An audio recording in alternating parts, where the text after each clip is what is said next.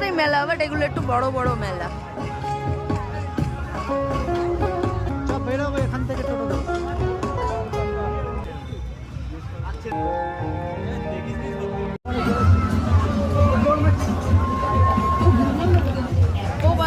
দুই, ঠিক আছে, দুই।